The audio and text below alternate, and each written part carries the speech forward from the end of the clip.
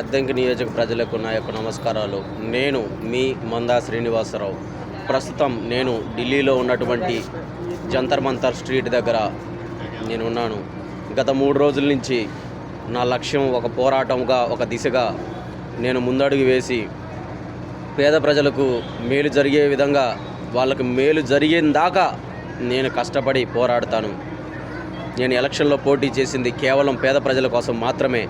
ఒక MLA ticket కాసిపడి, ఒక MP ticket కాసిపడి, లేకపోతే నేనేదో ఒక రాజకీయ నాయకుడి లెక్క ఎదగడానికి కోసం నేను రాలేదు.